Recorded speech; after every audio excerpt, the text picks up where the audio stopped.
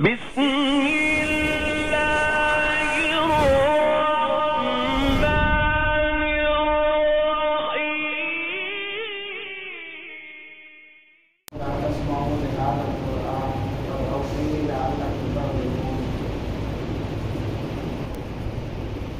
اس آیت شریفہ کے اندر کفار کی اس بات کو نقل کیا گیا کہ جس میں کفار نے یہ کہا کہ اس قرآن کو جب پڑھا جاتا ہے اس کو نہ سنو اور اس کے سننے میں شور مچاؤ، معاملہ کرو، شور غوبہ کرو کہ تاکہ تم اس پر غالب آ جاؤ۔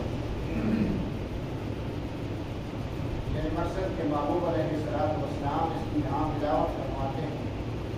جہاں اس کو بیان کرتے ہیں، جہاں اس کے مقاصد کو بیان کیا جاتا ہے۔ جب یہ نازل ہوتا ہے تو محبوب علیہ السلام اس کو امت تک پہنچاتے ہیں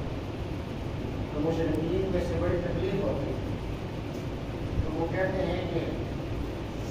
لا تسمعوا لهذا القرآن، اس قرآن کو مت سنو اور شور و غوبہ کرو کہ شاید کہ تم غالب آ جاؤ۔ پھر اس کے بعد اللہ رب العزت نے ارشاد یہ فرمایا کہ وَإِذَا قُرِئَ الْقُرْآنُ فَاسْتَمِعُوا لَهُ وَأَنصِتُوا لَعَلَّكُمْ تُرْحَمُونَ۔ جب قرآن پڑھا جاتا ہے تو اس قرآن کو خاموشی کے ساتھ، آداب کے ساتھ اس کی سماعت کرو۔ ایک اور موقع پہ باری تعالیٰ نے ارشاد یہ فرمایا کہ فَإِذَا قَرَأْتَ الْقُرْآنَ فَاسْتَعِذْ بِاللَّهِ مِنَ الشَّيْطَانِ الرَّجِيمِ۔ جب اس کی تلاوت کرنے لگو، اس کی تلاوت شروع کرنے سے پہلے میری پناہ میں آ جاؤ شیطان مردود کہ جو تمہیں اس سے روکتا ہے، رکاوٹیں کھڑی کرتا ہے اس کے پڑھنے سے، اس کے سمجھنے سے، اس کے پھیلانے میں، اس کے ہر اعتبار سے وہ تمہارا دشمن ہے، اور دشمن بھی کھلا دشمن ہے، جس کو بات تعالیٰ الفاظ کر ارشاد کرنا ہے۔ پھر اس کے بعد اللہ رب العزت نے یہ بھی ارشاد فرمایا کہ اِنَّا نَحْنُ نَزَّلْنَا الذِّكْرَ وَإِنَّا لَهُ لَحَافِظُونَ۔ اس کلام مقدس کو ہم ہی اتارنے والے ہیں اور ہم ہی اس کے حافظ ہیں۔ دوسری بات اس مختصر کی گھڑی میں کہ قرآن مقدس کو باری تعالیٰ جل جلالہ نے اپنے محبوب ذات محمد مصطفیٰ احمد مصطفیٰ صلی اللہ علیہ وآلہ وسلم، امام الاولین والآخرین، امام الانبیاء والمرسلین اور سید الاولین والآخرین، خاتم النبیین صلی اللہ علیہ حضرت محمد مصطفیٰ صلی اللہ علیہ وآلہ وسلم، پوری کتاب لارین کتاب ہے۔ اور محبوب کو یہ بھی ساتھ ہی ارشاد فرمایا کہ محبوب آپ بس پڑھتے جائیے، اس کے بھولنے کی بھی فکر نہ کریں، اس کو اتارنے والے بھی ہم ہیں اور اس کے محافظ بھی ہم ہم۔ تو مٹانے والوں نے یا تبدیل کرنے والوں نے اس وقت جب یہ کتاب نازل ہو رہی تھی تدریجاً مرحلہ وار ضرورت کے مطابق، حالات کے مطابق، تو اس وقت بھی تحریف کرنے والوں نے، مٹانے والوں نے، بدلنے والوں نے ایسی چھوٹی کا اس وقت بھی زور لگایا، کامیاب نہ ہو سکے اور نہ ہوئے اور نہ ہی قیامت تک ہوں گے۔ بے شک یہ ہمارا ایمان ہے۔ ہماری تعالیٰ نے خود ارشاد فرما دیا جب اس کو اتارنے والے بھی ہم نے، اس کے محافظ بھی ہم نے، تو کوئی دنیا کے اندر ایسا مائی دلال جو اس کے اندر آیات کی تبدیلی تو دور کی بات، اس جیسی کوئی ایک عید بھی تیار نہیں کر سکتا۔ بے شک اللہ رب العزت نے وہ بھی چاہے اپنے کلام مقدس کے اندر واضح الفاظ کے اندر ارشاد فرمائے۔ تین جگہ پر باری تعالیٰ نے ارشاد فرمایا، تم کہتے ہیں یہ کتاب ایسی، یہ کتاب ایسی، اس کتاب ایسی لا کر تو دکھاؤ، اور فرمایا یہ کہ اگر تم اس کتاب جیسی کتاب نہیں لا سکتے تو فرمایا کہ اس کی 10 صورتوں جیسی 10 صورتیں لے کے آ جاؤ۔ پھر اور ترمیم کی اللہ رب العزت نے اپنے جو مشرکین کو، معاندین کو، مخالفین کو، منکرین قرآن کو، منکرین اسلام کو جو چیلنج کیا اس میں قدریں اور نرمی فرمائی اور فرمایا یہ کہ تم قرآن جیسا قرآن بھی نہیں لا سکتے اور تم اس کی 10 صورتوں جیسی 10 صورتیں بھی نہیں لا سکتے، تو پھر اس کی ایک صورت جیسی صورت بھی لے کے آؤ مقابلے میں۔ تو اس صورت جیسی صورت بھی وہ لانے سے عاجز رہے۔ چھوٹی سی آیت ہے، چھوٹی سی صورت ہے، سورۃ کوثر 3 آیات پر مشتمل ہے، سب سے چھوٹی صورت ہے، اور بھی 3 آیات پر، سورۃ العصر بھی 3 آیات پر مشتمل ہے۔ تو یہ میں خلاصہ سارا کر رہا ہوں آپ حضرات کی خدمت میں کہ یہ چھوٹی سی صورت 6 ماہ تک بیت اللہ کی دیوار کے ساتھ اس کو لٹکایا گیا اور عرب دان آتے رہے، اس کو پڑھتے رہے، دیکھتے رہے۔ اس 3 آیات پر مشتمل صورت جیسی صورت وہ 6 ماہ میں بھی تیار کر نہیں نہ سکے، اور وہ لوگ نہ کر سکے کہ جن لوگوں کو اپنی عربی زبان پر بڑا عبور تھا، بڑا ناز تھا، بڑا فخر تھا، اور ان سرداروں میں اہلیان مکہ میں سے بعض لوگ ایسے بھی تھے کہ جن کو اپنی عربی زبان پر اتنا عبور تھا کہ وہ ایک حرف جو ایک مرتبہ بولتے تھے دوبارہ اس کو بولنا توہین سمجھتے تھے۔ اتنا وسیع ان کو تجربہ بھی تھا اور اتنا وسیع ان کے پاس زبان کا ذخیرہ تھا کہ ایک حرف کو دوبارہ، جس میں ایک مرتبہ بولا مجلس کے اندر ایک لفظ کو، یہ جملے کو دوبارہ زندگی میں اس کو بولنا وہ اپنی توہین سمجھتے تھے۔ بڑے بڑے شاعر آئے، بڑے بڑے عربی زبان پر عبور رکھنے والے آئے، لیکن ان 3 آیات کو آتے اور پڑھتے اور یہی کہنے پر مجبور ہو جاتے کہ یہ کسی بشر کا کلام نہیں، اور اس کلام جیسا کلام تیار کرنے پہ عاجز رہے، کبھی بھی نہ کر سکے، اس کا مقابلہ کبھی بھی نہیں کر سکے۔ اسی طرح واقعات کے اندر، تاریخ کے اندر آتا ہے کہ تابعین کے دور کے اندر ایک اور، جب خلفاء تھے، معتصم باللہ کے دور کا واقعہ ہے یا اس سے پہلے کسی بادشاہ کے دور کا واقعہ ہے، تو ایک نے یہ کہا کہ میں اس کے مقابلے میں میرے اخراجات آپ برداشت کرو، میں اس قرآن کے مقابلے میں قرآن تیار کرتا ہوں۔ الغرض خلاصہ کلام کہ سارے اس کے اخراجات کی حامی بن لی گئی، برداشت کیے گئے، اور اس کو اس کی ڈیمانڈ کے مطابق ایک بالا خانہ دیا گیا، اس کی ضروریات اس کو مہیا کی گئی۔ 6 ماہ تک وہ لگا رہا قرآن مقدس کے مقابلے میں قرآن تیار کرنے پر، اس نے 6 ماہ صرف کر دیے، اور اس کے بعد ایک کاغذ لکھتا ہے، پھر اس کو خود ہی پھاڑ دیتا ہے کہ یہ نہیں، مطابقت نہیں رکھتا اس مضمون کے ساتھ، ان الفاظ کے ساتھ ان کی برابری نہیں رکھتا، پھر اس کے بعد پھر نیا لفظ لکھتا ہے، نیا ایک بھٹ لیتا ہے۔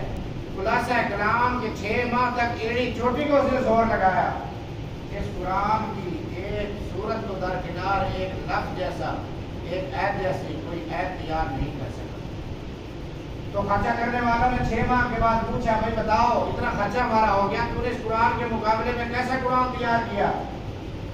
تو وہ یہ کہنے پر، اس اقرار پر وہ مجبور ہو گیا کہ یہ کلام ایسا کلام ہے کہ اس کلام جیسا کلام تیار نہیں کیا جا سکتا۔ جس طرح کہ ماضی قریب کے اندر ہی جو موجودہ صدر ہے مصر کا، جنرل السیسی، تو اس کو یہ گھمنڈ میں، جب آپ کے اس کیمپ میں ہوتے ہیں تو پھر گھمنڈ بھی ہوتا ہے، ظاہر ہے ساری چیزیں ہوتی ہیں، کرسی کے ساتھ کرسی ہے، ہمارے پاس بھی کرسی ہے، ہمیں بھی اپنی کرسی پر ناز ہے الحمدللہ۔ کرسی ہی ہوتی ہے، وہ وفا نہیں کرتی، لیکن کرسی تو کرسی ہی ہوتی ہے۔ تو جب کرسی پر براجمان تھا تو اس نے یہ کہا کہ اس قرآن جیسا میں ایک قرآن تیار کرتا ہوں، یہ تو بھی موجود زندہ ہے، ابھی وہ تو مرا بھی نہیں ہے۔ تو اس نے سورت السیسی کے نام سے ایک تو اس نے سورت تیار کی کہ السیسی وما ادراک ما السیسی۔ اس لیے اس زمانے کے اندر ایک آدمی نے سورت تیار کرنے کی کوشش کی سورہ فیل کے مقابلے میں، تو اس نے ہاتھی کا نام لے کر، اس میں عربی کے اندر ہاتھی کو بتایا گیا، اس میں اس نے اپنے لغت کے اعتبار سے ہاتھی کے نام دے کر ایک اس نے صورت تیار کرنے کی چند آیتیں کوشش کی، لیکن اس قرآن کا کون مقابلہ کر سکتا ہے؟ تو بارکانہ جل جلالہ نے کیا ارشاد فرمایا، قُلْ لَئِنِ اجْتَمَعَتِ الْإِنسُ وَالْجِنُّ عَلَىٰ أَن يَأْتُوا بِمِثْلِ هَٰذَا الْقُرْآنِ، کہہ دو میرے محبوب صلی اللہ علیہ وآلہ وسلم، بات وہی پرانی آ جاتی ہے، پھر ہمارے جذبات بھی آپ جیسے جذبات نہیں رہتے، آپ کے جذبات اور ہمارے جذبات متصادم ہو جاتے ہیں، مصیبت یہ بھی بن جاتی ہے، مسئلہ بن جاتا ہے۔ تو آپ اس طرح گونگے ہو کے بیٹھتے ہیں کہ جس طرح کی فوتگی ہوئی، فوتگی میں بھی آپ حضرات گونگے نہیں بیٹھتے، ہمیں تجربہ، ہم بھی آپ کے اندر ہی رہتے ہیں، تو من انفسہم، ہم بھی آپ ہی میں سے ہی ہیں اور آپ ہی کے اندر رہتے ہیں، تو ہم کو خلائی مخلوق تو نہیں۔ تو اللہ کے بندوں کچھ تو ایمانی جذبات کے اظہار کیا کرو۔ ہمارے ہم تو پورا ہفتہ جو تیاری کرتے ہیں بولنے میں کیا کیا بولنا ہے، وہ آپ کے چہرے دیکھ کر ہمارا سارا ختم ہو جاتا ہے۔ الحمدللہ، آپ بھی کہتے ہیں الحمدللہ، آپ تو کہتے ہیں نا الحمدللہ۔ تو اللہ کے بندوں کچھ آپ بولا کرو، آپ بولیں گے تو ہم بھی بولیں گے، نہیں تو ہم تو کہتے ہیں الحمدللہ۔ اب جلدی 2 آیتیں پڑھی پہلے خطبے کی، 2 آیتیں پڑھی دوسرے خطبے کی، جمعہ مکمل ہو گیا۔ قُلْ لَئِنِ اجْتَمَعَتِ الْإِنسُ وَالْجِنُّ عَلَىٰ أَن يَأْتُوا بِمِثْلِ هَٰذَا الْقُرْآنِ، کہ اے محبوب کہہ دو ان کو کہ جو قرآن کے مقابلے میں قرآن تیار کرنے والے ہیں، منکرین قرآن کو یہ کہہ دو کہ تم اس قرآن جیسا قرآن لاؤ، تو قرآن نہیں لا سکتے۔ تو اب ہماری طرف سے یہ کھلا چیلنج ہے، فرمایا کہ اِنِ اجْتَمَعَتِ الْإِنسُ وَالْجِنُّ عَلَىٰ أَن يَأْتُوا بِمِثْلِ هَٰذَا الْقُرْآنِ، اس قرآن کو لانے میں تم جنوں انس سارے کے سارے ایک پلیٹ فارم پہ جمع ہو جاؤ۔ فرمایا کہ لَا يَأْتُونَ بِمِثْلِهِ، تم اس قرآن جیسا قرآن کبھی بھی نہیں لا سکتے۔ لَا يَأْتُونَ بِمِثْلِهِ وَلَوْ كَانَ بَعْضُهُمْ لِبَعْضٍ ظَهِيرًا، کہ تم سارے کے سارے بھی یعنی جنوں انس سارے کا سارا سرمایہ بھی خرچ کر دو، ساری کی ساری طاقت بھی صرف کر دو، فرمایا کہ تم سارے کی ساری دونوں مخلوقیں اکٹھی ہو جاؤ، تم وقوع قیامت تک اس قرآن جیسا قرآن لانا تو درکنار، اس قرآن کے لیے ایک عید بھی تیار کر کے نہیں لا سکتے۔ اس لیے میرے دوست اور بھائیوں اور بزرگوں، بارکالہ جل جلالہ نے جو قرآن دیا اپنے محبوب کو، تو اس کی حفاظت بھی اپنے ذمہ خود لی۔ آخر میں چلتے چلتے آپ کے مزاج کو ایک چھوٹی سی سرنج لگا کر چوٹ لگاتے ہوئے آگے گزرنا چاہتا ہوں کہ جنہوں نے گستاخی کی، تھوڑا سا میرے الفاظ کی طرف اگر سمجھ آ جائے تو انتہائی مؤدبانہ اور انتہائی عام سے الفاظ، کہ جنہوں نے گستاخی کی وہ تو کوئی عجیب بات نہیں ہے، کیونکہ وہ تو مانتے ہی نہیں، ان کا تو ایمان ہی نہیں ہے، اس لیے ان سے ایسی بات کا ہونا یہ کوئی انہونی بات نہیں ہے، یہ تو وہ کرتے رہتے ہیں آپ کے جذبات کو دیکھنے کے لیے، بھڑکانے کے لیے، آپ کو حرارت، یہ آپ کے اندر ایمانی حرارت کتنی ہے وہ آپ کو ٹچ کرتے ہیں، دیکھتے ہیں، یہ ان کا ایک عالمی منصوبہ ہے۔ آپ ہم سے وہ لفظ آ جاتا ہے معذرت کے ساتھ، آپ دنیاوی نالج کو ہم سے زیادہ بہتر سمجھتے جانتے ہیں، معلومات آپ کے پاس، معلومات کا ذخیرہ بہت زیادہ ہے ہماری بنسبت، ہمارے پاس محدود ملاقات یعنی یہ ساری معلومات ہیں۔ تو میرے بھائیوں دوستوں بزرگوں، وہ تو کرتے ہیں، کرتے رہیں گے، کامیاب کبھی بھی نہیں ہوں گے۔ ہم نے یہ سوچنا ہے کہ جو ہماری آستین کے اندر سانپ ہیں، جن کو ہم نے اپنی گودوں کے اندر پالا ہوا ہے، جن کے بغیر ہمارا صبح ہماری نہیں ہوتی، شام ان کے بغیر ہماری نہیں ہوتی، ہماری فوتگی ان کے بغیر پائے تکمیل نہیں پہنچتی، ہماری کوئی خوشی پائے تکمیل اس وقت تک نہیں پہنچتی جب تک کہ آستین کے سانپ ہمارے مجلس کے اندر شامل نہ ہو جائیں۔ کبھی اس پہ غور کیا ٹھنڈے دل سے؟ تو جو وہ تو سرے سے نہیں مانتے، وہ تو مانتے ہی نہیں، کیونکہ ان کا تو ایمان ہی نہیں، وہ تو شریعت کا حکم ان پر لاگو ہوتا ہی نہیں، کیونکہ جب لاگو تو تب ہو جائے وہ شریعت کو مانے۔ تو جو مانتے ہیں اپنے آپ کو مومن بھی کہتے ہیں، آستین کا سانپ بھی بنے ہوئے ہیں، آپ بھی سمجھتے ہیں، ہم بھی سمجھتے ہیں، سبھی جانتے ہیں۔ جب قرآن کہہ رہا ہے قُلْ يَا أَيُّهَا الْكَافِرُونَ لَا أَعْبُدُ مَا تَعْبُدُونَ لَكُمْ دِينُكُمْ وَلِيَ دِينِ، تو آپ قرآن سے بڑا یعنی دوسرے لفظوں میں باری تعالیٰ جل جلالہ سے زیادہ وسیع و ظرف، جس کا عموماً لوگ کہتے ہیں کہ وسعت ظرفی کا مظاہرہ کرنا چاہیے، وسعت ظرفی کا مظاہرہ کرنا چاہیے، اور اگلے کے جذبات کا احساس کرنا چاہیے۔ عدم برداشت بڑھ گئی، برداشت کا درس دینا چاہیے۔ تو اللہ رب العزت نے یہ کیوں کہا قل یا ایھا الکافرون لا اعبد ما تعبدون، وہاں بھی تو یہی بات تھی، انہوں نے بھی یہی کہا تھا صاحب تم ہماری کر لو، ہم صاحب تمہاری کر لیتے، کوئی نئی بات تو نہیں تھی کہ آپ کیا چاہتے ہو ہم کو سب کچھ دیتے، لیکن ہمارے بتوں کو کچھ نہ کہو۔ یہ بھی نہیں کہتے تھے کہ ان کو نہ مانو، وہ کہتے تھے صرف کہو کچھ نہیں، بے شک ان کی عبادت نہ کرو۔ ہم یہ کہتے ہیں منبر سے، ہم آپ حضرات کی بطور تربیت کے یا اخلاقی فریضے کے یا دینی فریضے کے آپ کے احساسات کو جوڑتے ہوئے اور دعوت فکر دیتے ہوئے کہ آپ کم از کم اپنی صفوں کو تو درست کریں، اپنے ماحول کو تو پاک کریں، اپنے شب و روز کی زندگی کو تو پاک کریں۔ آپ کو ان کے بغیر گزارا نہیں ہے، جو کہتے ہیں یہ 30 پارے اصلی ہیں ہی نہیں، آپ کو ان کے بغیر گزارا نہیں ہے، جو کہتے ہیں 10 پارے عثمان کی بکری کھا گئی جو آج شہید ہوئے تھے۔ تو یہ کون سی ایسی بات ہے؟ اس لیے ان کا تو ان کی مذمت کرنا وہ تو دینی اور اخلاقی اور قومی فریضہ ہے، لیکن ٹھنڈے دل سے سوچتے ہوئے ان کا بھی محاسبہ کرنا یہ بھی آپ حضرات کی ذمہ داری بنتی ہے۔ صرف یہ نہیں کہ احتجاج کے لیے بھی مولوی، ساری باتوں کے لیے مولوی اور ووٹ کے لیے حضرت صاحب دوسرے، یا تو پھر ووٹ بھی دو نا تو تب مولوی کو تانا بھی دیا جائے کہ یار یہ آپ کیا کر رہے ہیں، کیوں نہیں کرتے۔ اس لیے میرے دوست اور بھائیوں بزرگوں کو وسعت ظرفی کا مظاہرہ کرتے ہوئے اور برداشت کا درس ہمیں دیتے ہوئے آپ بھی کچھ ان چیزوں کو برداشت کرو، اور برداشت کرنے کے ساتھ ساتھ ان چیزوں کا کلا کما کرنے میں بھی آپ نے اپنا کردار ادا کرنا ہے۔ جب آپ اپنی سمے صاف نہیں کریں گے، اپنا ماحول پاکیزہ نہیں کریں گے، آپ اپنے بچوں کو ان سے دور نہیں کریں گے، آپ کہیں گے کوئی بات نہیں بچے اگر یہ نظر نیاز کھا لیتے تو کیا کھانے کی چیز ہے، تو کھانے میں غیر بھی کھانے کی چیز ہے۔ اس لیے میرے الفاظ امید ہے کہ سمجھ بھی آگے ہوں گے اور محسوس نہیں ہوں گے معذرت کے ساتھ، یہ بھی ہماری دینی اور ایمانی غیرت ہے۔ تو یہ کہنا اور اس کا اظہار کرنا بھی ہمارا اور ہم سب کا اجتماعی فریضہ بنتا ہے کہ دیکھیں ایک ایمان کا نام لے کر ایمان کو ٹھیس پہنچا رہا ہے۔